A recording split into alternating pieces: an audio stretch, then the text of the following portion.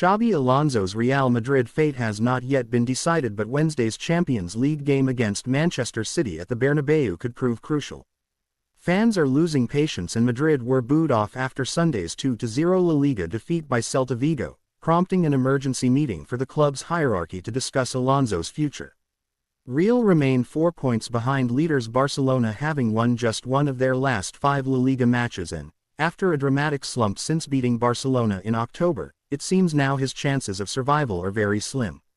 Alonso arrived at Real in the summer offering a modern approach, but the club has to accept that this step is necessary. And it still resists. President Florentino Perez has never fully believed in this kind of change, even though people inside the club convinced him to appoint Rafa Benitez, Julian Lopetegui and Xabi Alonso, steps in a new direction. But the moment they falter, show doubt, or the players stop buying in, Perez turns his thumb down, given that in the past the club has been more successful with less interventionist coaches like Carlo Ancelotti or Zinedine Zidane. When he arrived at Bayer Leverkusen, Alonso asked to be released if any of the clubs he had played for came calling, provided he felt like taking the job.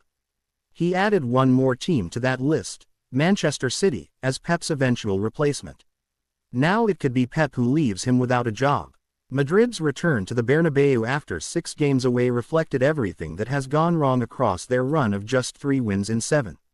Some good moments were there, but what stood out most was the lack of connection between the manager's idea and the players' execution.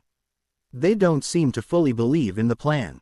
The scenes in the dressing room after Sunday's defeat were pure frustration, objects thrown, raised voices.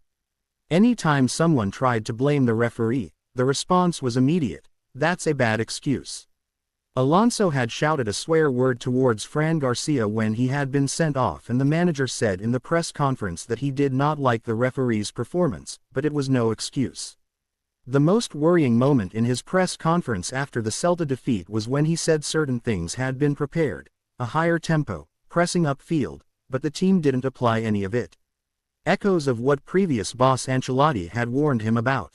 The second most worrying moment was finding out the decision-makers at the club stayed behind closed doors at the Bernabeu for a few hours after the match analyzing what had happened. That is never good. If Mbappé doesn't score, nobody does.